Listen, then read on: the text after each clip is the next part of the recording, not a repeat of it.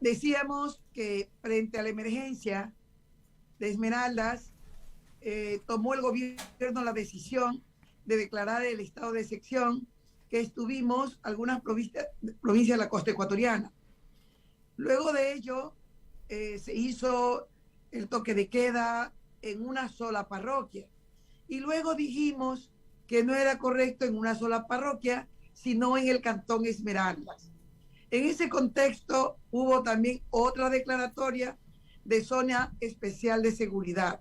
Yo debo de decir que en este momento, con el aporte del municipio, su responsabilidad que tiene el gobierno nacional, nosotros implementando tecnología con un proyecto de ciudad inteligente, es decir, cámaras que en este momento opero con el ECU 911, tengo este proyecto.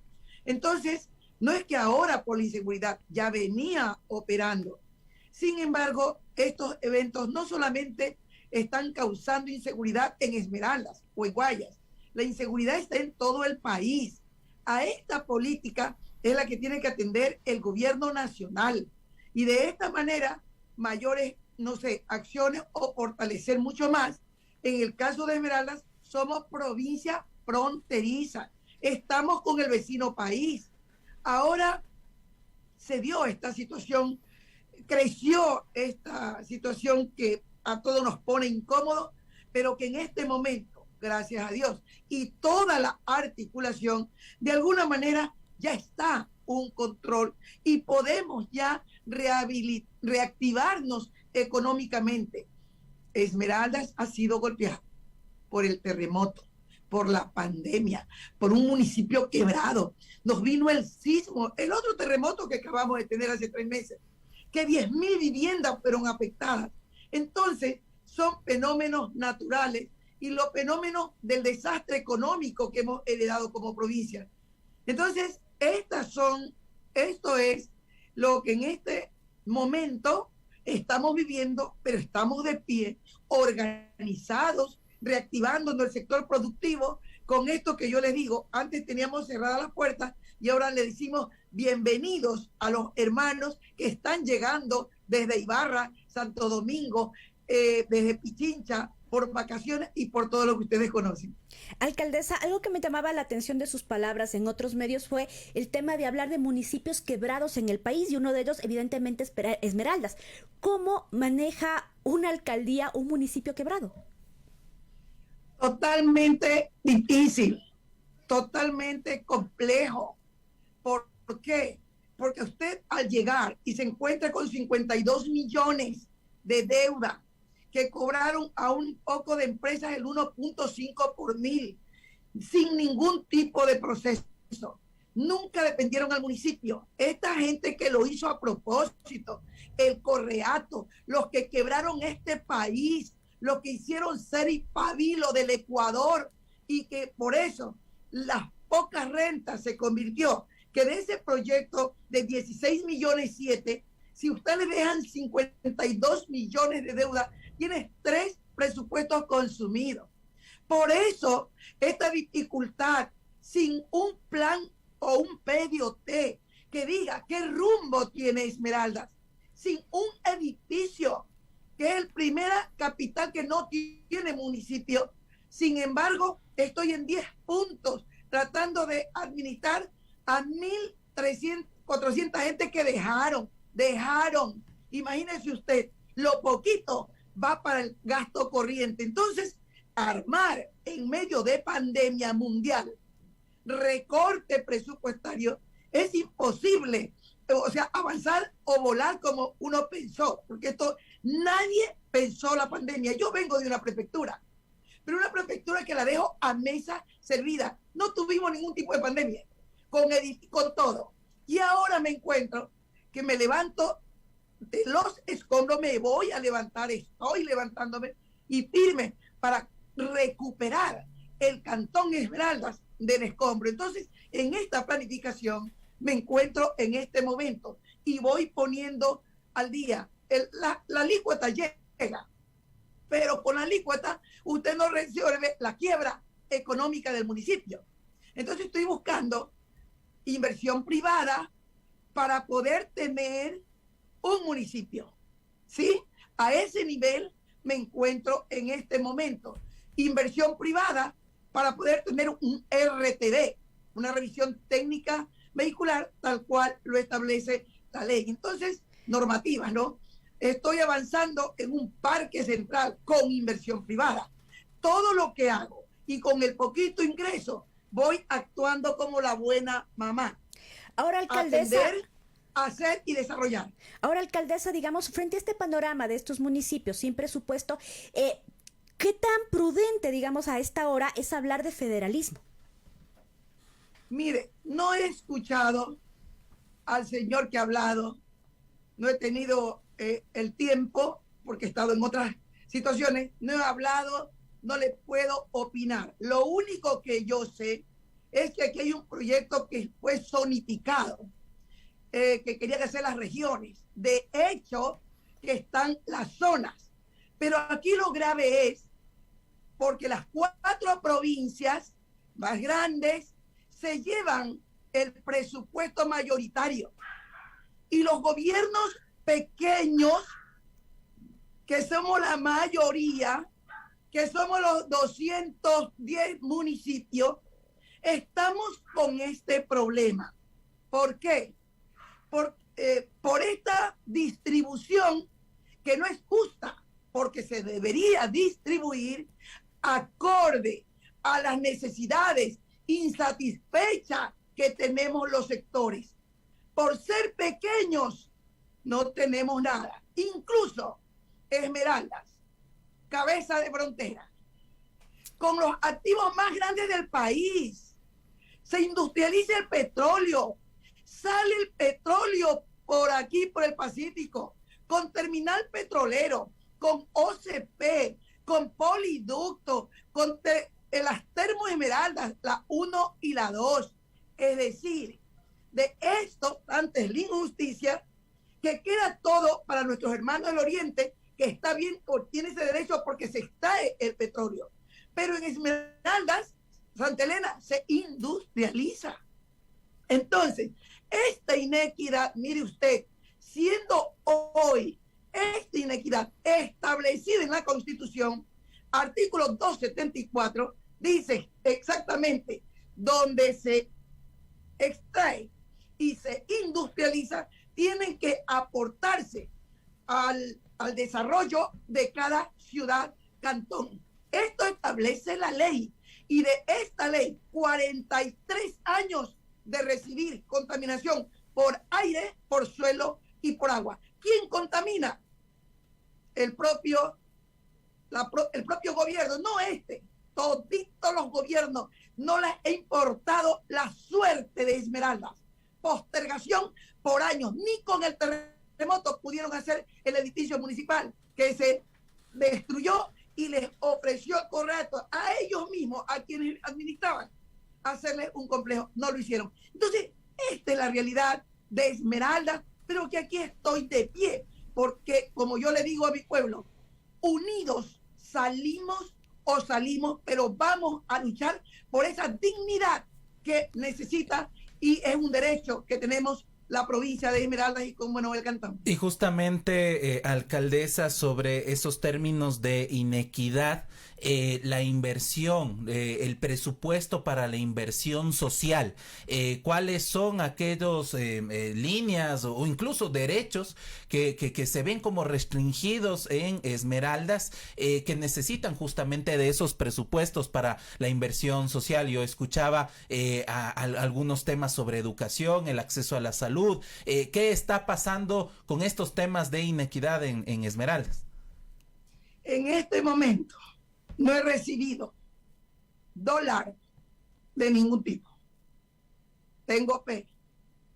No pierdo la esperanza que el gobierno nacional entregue o mire a Esmeraldas como cabeza de frontera, nos bañe el Océano Pacífico. Estamos con los hermanos de Colombia. Todas las rutas que conocen, todos los controles que conocen. Pero hoy necesitamos que invierta o se haga un plan social para la juventud. tenemos los proyectos.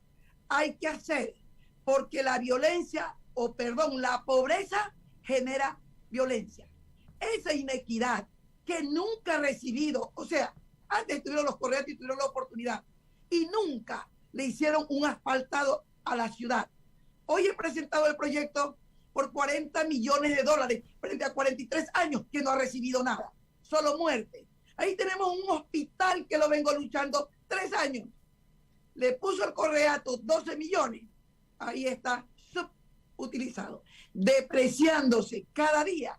Y nosotros a falta de las camas, de las 120 camas. Hicieron otro hospital, desmantelaron el principal y lo hizo el gobierno del Correato. Dejaron un alcantarillado del sur, 30 millones pagados. Estoy luchando por 6.200.000 para que el EMETOC, Ministerio de Obras Públicas, lo haga con Petroecuador. Estas son las injusticias. Es decir, un proyecto de $130 millones que lo hizo el Correato, convenio de fondos no reembolsables con el BID. Y hasta la vez sigo para que ahora, este 5 de agosto, el señor presidente venga y nos entregue, inaugure el proyecto para buscar un socio estratégico. Nadie lo siguió al proyecto y es desde el año 2014, ofrecido terminar el 2017. Y mire, he llegado 3 años y por eso voy a una reunión con el Banco de Desarrollo y lo hago público porque esto sí es grave. Hicimos una empresa pública para poder conocer qué pasaba con los 130 millones y hemos trabajado en meses de trabajo con el gobierno nacional. ¿Y qué significa? Que la liquidación de una empresa que llamaba EAPA, que la manejó Senagua, que la manejaron todos ellos, es decir, el gobierno a través de Senagua, nos pasa los activos y pasivos con $42 millones. Entonces, hoy, una empresa que nace sin oxígeno, sin $1, nunca nos hicieron una transferencia del proyecto. Hoy, la platita que pagamos, porque estamos haciendo que el usuario que ya tiene servicio, que estamos llegando con el agua para Cantón Atacame, para el Cantón Río Verde y Esmeralda, hoy se nos debite la plata del Banco de Desarrollo. Mire usted, cuando el propia Contraloría dice que la plata que les entregaron en el año 2011 fue mal versada. ¿Por qué a una empresa pública? Porque ese crédito lo dieron por 12 millones y 5 millones había que pagar las 3 alcaldías a través por el rubro del ICE. ¿Qué significa? Que los alcaldes dijeron, bueno, hasta aquí ya no hay EAPA, ¿por qué me cobran? Ah, no, entonces tiene que pagar la EMACE, una EMACE que recoge lo poquito para sostener ese proyecto con químicos. Entonces, miren las injusticias, y a esto sí voy a ir, porque si aquí no tenemos para pagarle al trabajador con lo poquito que recaudamos, no es justo que el Banco de Desarrollo en su tiempo no siguiera a esta empresa, y hoy que esta empresa nace de la nada porque queríamos agua, por eso nos metimos con los 3 alcaldes, ahora se hagan los débitos que hoy les estoy planteando. A esto voy a ir a Quito, porque esta injusticia, más todo lo que hemos recibido, no se puede dar. Sí, claro, y hemos escuchado al presidente de la República luego de las movilizaciones del paro nacional que regresará la política del Ejecutivo hacia el campo. Y claro, Esmeraldas tiene mucha producción también. ¿Qué pasará justamente en este contexto de diálogo que ha abierto el Ejecutivo hacia diferentes sectores? Usted dice, llegaré a Quito, llegará con otros alcaldes. ¿Qué pasa con el Congope? Para finalizar justamente esta entrevista, ¿cuáles son las acciones que ustedes realizarán desde algunos gobiernos locales?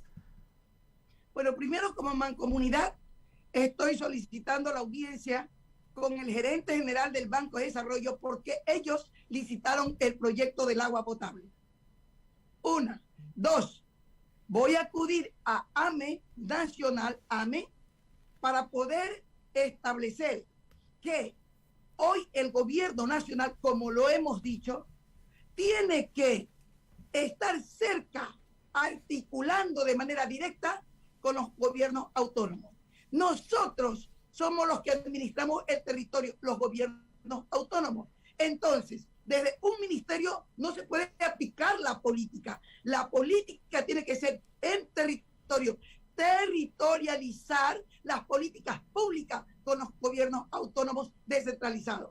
Por eso, cuando hablamos de esto, estamos hablando esa fortaleza que hay que darle al sector campesino, a los agricultores, al sector productivo. Nosotros hemos sido los más golpeados porque hay características diferentes en el territorio nacional. Pero esto que yo le digo, que nos toman fenómenos naturales, que nos vuelve a repetir, que la pandemia nos terminó de quebrar frente al desastre económico, entonces hay que prestar atención. Sigo haciendo, no es que yo no he estado haciendo, yo he estado en Quito semana a semana. Pero esto tiene, y he solicitado el diálogo. Ahora que el señor presidente quiere hacerlo aquí, que venga a hacerlo aquí, y él mismo siga o palpe la realidad de una provincia golpeada históricamente y que hoy tiene la oportunidad de hacerlo. Fortalecer la salud, fortalecer la educación, darle la apertura al estudiante que tenga oportunidad de ingresar a estudiar lo que él quiere. Entonces, miren, son temas, muchos temas para en el ámbito social y sobre todo ese plan de inversión social para la juventud, para la madre soltera. Todos estos proyectos los tenemos listos para que en esto que se tiene que articular lo podamos desarrollar. Finalmente, alcaldesa, una pregunta que nos llega acá a redes de Enguambra es ¿cuál es la cobertura a este momento del agua potable? ¿Cuándo por fin Esmeraldas tendrá agua? El agua potable, como les manifiesto, en este momento está lista la planta de captación, está lista la planta de tratamiento, están todos los módulos y lo que queremos es que el gobierno entregue, porque este proyecto no ha sido entregado. Yo no lo he ejecutado. La gerencia del proyecto nos entrega el proyecto a nosotros, a la mancomunidad, Río Verde, Atacames y Esmeraldas. Somos los 3 alcaldes. Y en este camino seguimos dando ya a Atacames en los sectores. Ya tenemos como 8, 10 sectores el agua que no lo tuvieron por 25 años. En Río Verde ya tenemos los más de 1.000, 5.000 la red o medidores instalados. En Esmeraldas ya vamos por el barrio número 20 de 36.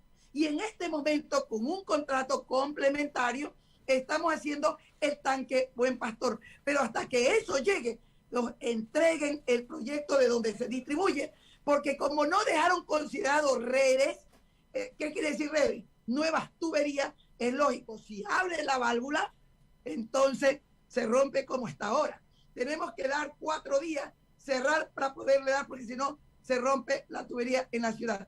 Estas son las falencias que a gusto y sabor hicieron un proyecto de agua repotencial, ¿no? Pero en la repotenciada dejaron todo lo necesario, no lo pusieron, sino que en un proceso rápido, decir esto se va a 130 millones, sin considerar los estudios cómo tenían que ir. Esto es una lucha del pueblo. En este momento estamos dando agua en los 3 cantones.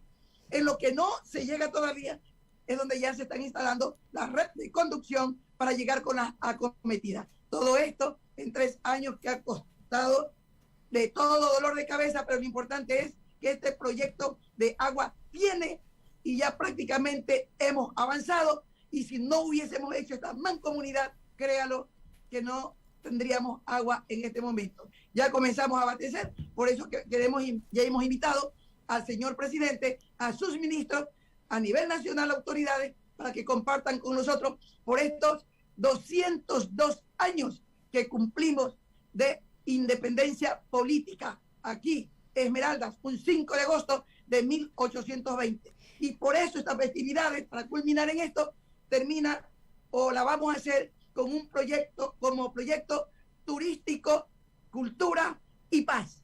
Así estamos articulando, porque nosotros seguimos luchando por la paz, en unidad, en hermanamiento, solidaridad, y así vamos a avanzar. Por eso invitar a todos quienes quieran venir. Hay un lindo programa para desarrollarse cultural, porque somos una rica cultura, una rica gastronomía, y con los militares que está en mano el control ciudadano y de todos, entonces estamos haciendo todo este trabajo. Alcaldesa, muchísimas gracias por esta entrevista para Guama.